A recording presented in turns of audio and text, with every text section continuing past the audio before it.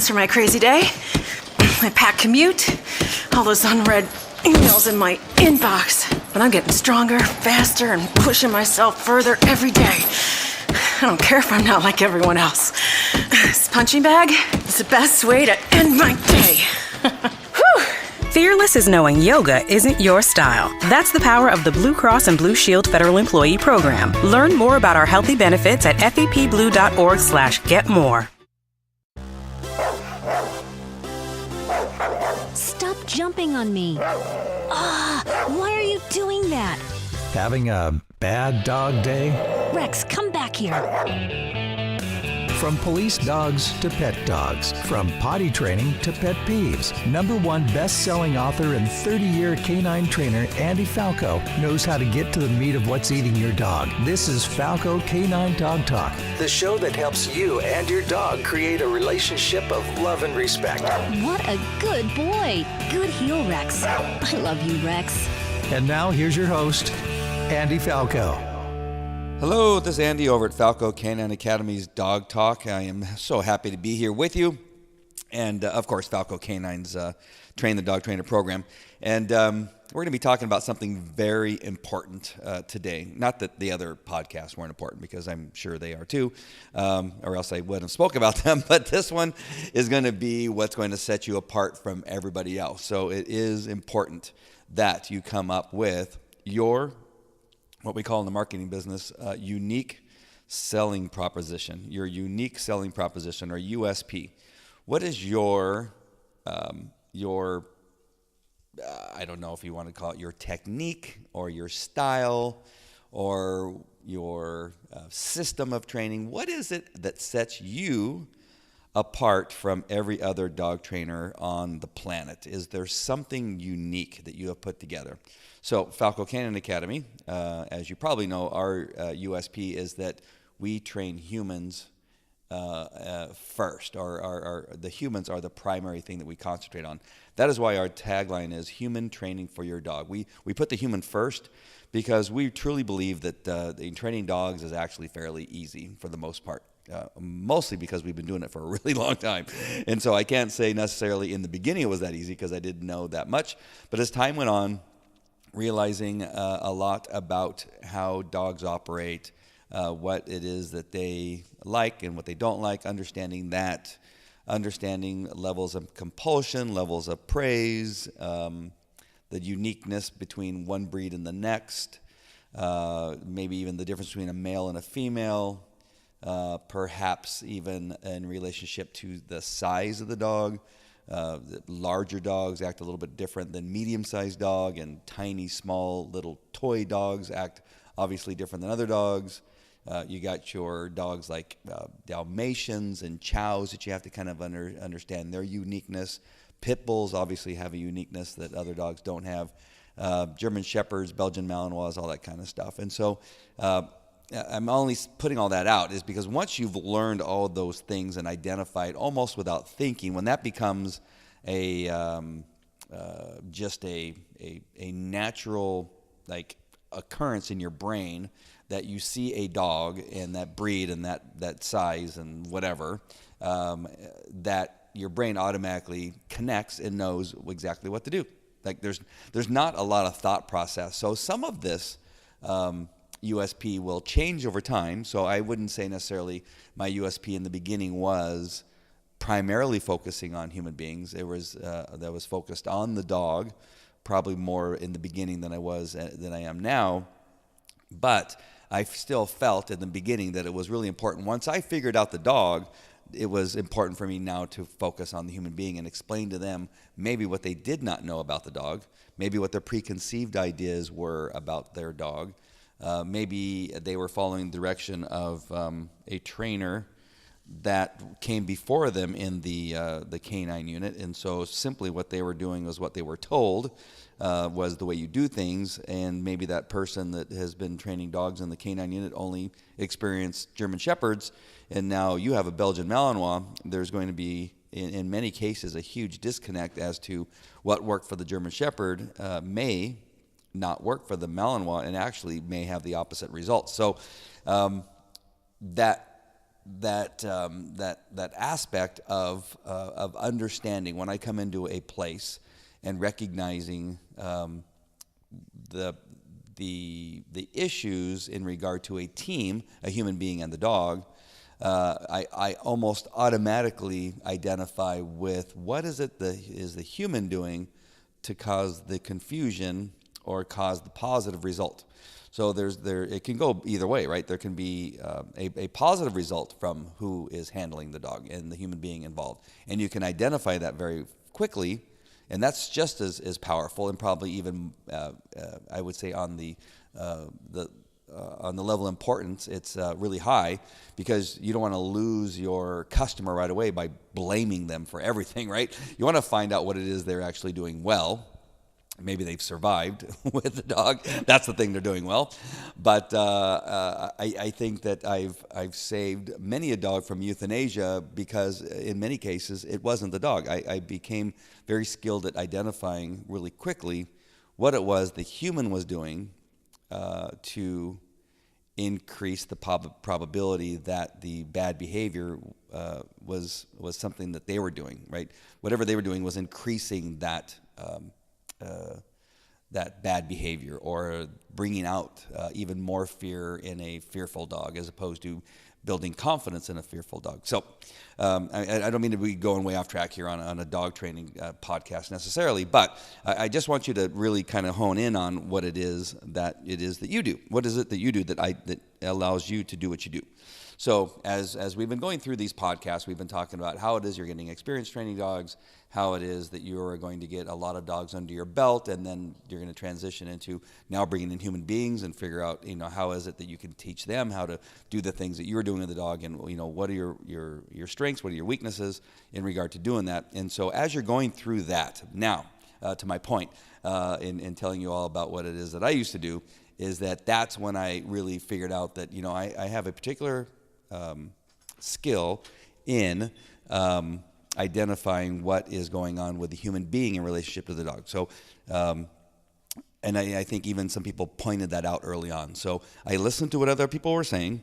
I then didn't just believe them necessarily. I began to then try to put focus on what I was doing so I can understand what I was doing, and going, what, they're right. I am, I'm coming to that human being part of the team and really focusing on that and explaining to them, and figured out that was a positive. That is something that people are identifying with. And so I was able to take that and run with it. So what are people telling you? What is your skill? Maybe it is that your hands have a particular calming effect on a dog, and somebody will say, hey, I've noticed that when you are touching my dog, that they act completely different, right? And so you may identify that you have this energy that you have in your being that kind of comes out through your hands, and when you touch a dog, you get a completely different body language behavior with an animal, as opposed to when that animal is in the hands of the owner themselves. The dog maybe stiffens up and becomes tense and tight, or when you touch them, the dog suddenly becomes calm and kind of lays on their back and rolls over.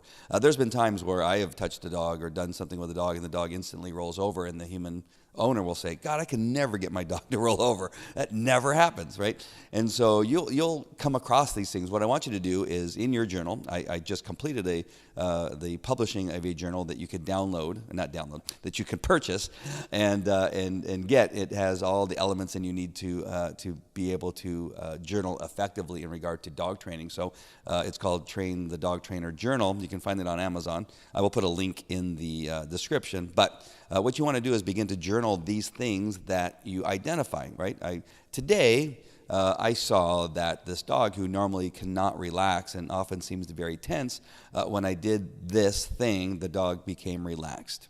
And so that might be something that is going to be your unique selling proposition. That thing is that you have the touch of calm with dogs. All right, so you can somehow come up with a name, some type of brand or something like that behind what it is you're doing. Not T-Touch, because that's already taken, but you can come up with something. Let's say that you have a calming voice.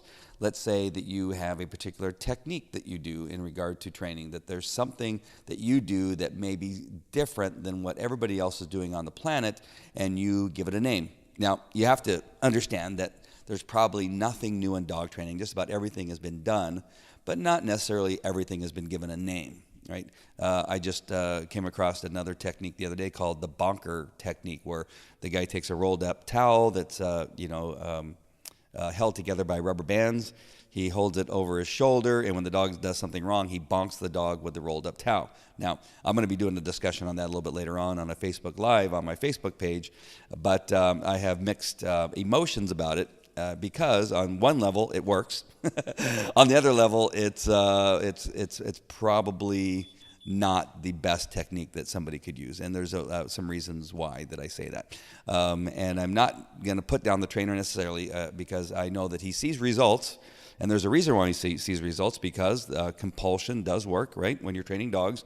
But there's some things about it that aren't that great, and so you got to maybe keep that in mind when you're coming up with a system that whatever that thing is, that it doesn't necessarily shock the consciousness of somebody that may be watching. That's one of the issues I have with it, is that when somebody sees their dog getting bonked by something, and then the reaction from the dog is to kind of like fall to the ground and roll on their side, that may not be something they're used to seeing their dog do. And so you got to be a little bit careful when you're bringing in things like this, that what the result is something that's going to shock the consciousness of somebody else. So you can use something like a bonk if you want, but I'm just telling you that there may be some pushback or some negativity that will go along with it. And so whether it's a technique, whether it's a system, whether it's just something that you do organically, find out what that thing is that you can focus on to make it your unique selling proposition. Really, really important, because that's one of the things you're going to brand your business around. Again, Falco Canine Academy are for our pet dog training. It is human training for your dog. For our police dog training, it was train hard, fight easy. Where it was a saying that a Russian commander used back in, I believe, the 1600s, something like that. I can't remember his name. His name was Alexander. And he believed that the harder you train, the less you will have to do in regard to winning battles. Because if you're well trained, you're going to be able to fight easy, because it's going to be second nature. Muscle memory is going to come in, and you're going to be way more skilled than just somebody that's trying to fight just willy-nilly and kind of crazy to try to survive, as opposed to a training hard to have all the skills that you need to win a battle. That's going to allow you to win a battle very easily. So we transfer that over to police dog training, that we want you to train really hard, realistic scenarios, using really good equipment, using realistic environments to train in, and replicate what it is that you're going to do on the street. If you do that, your dog will be able to fight easy and find bad guys.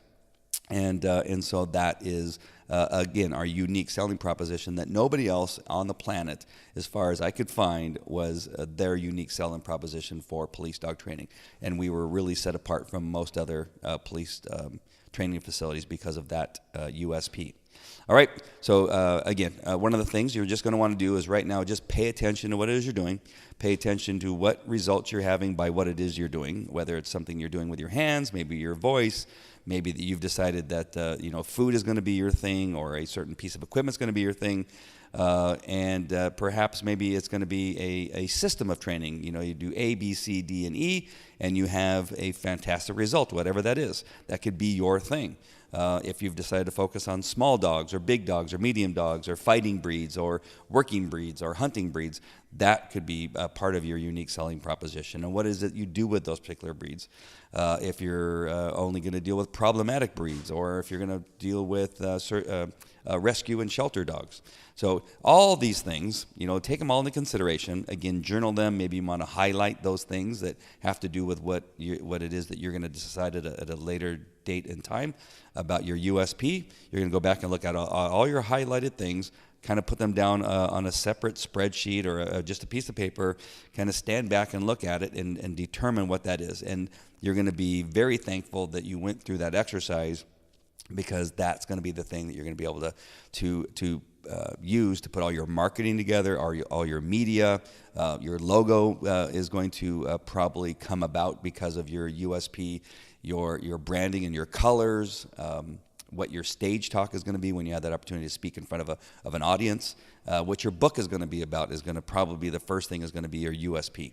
So this USP is going to come in handy once you figure it out, once you put it all together.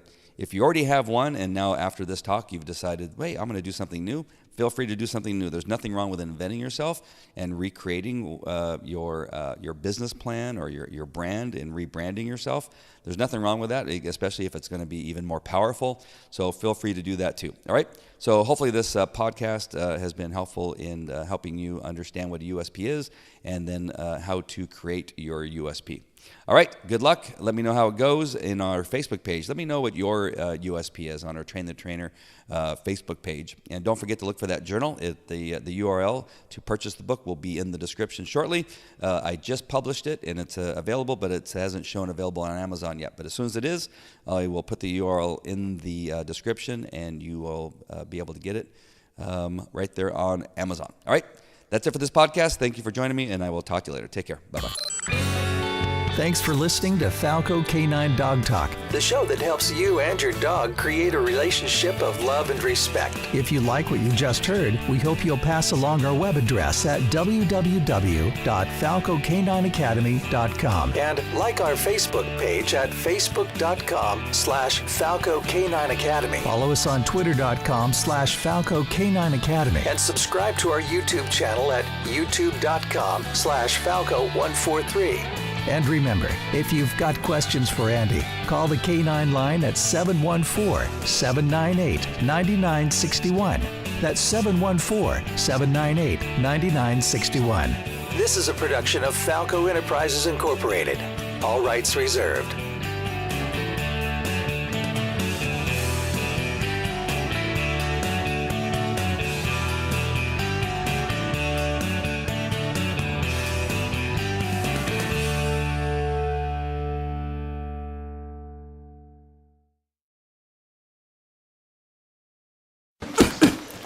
After my crazy day, my packed commute, all those unread emails in my inbox. But I'm getting stronger, faster, and pushing myself further every day.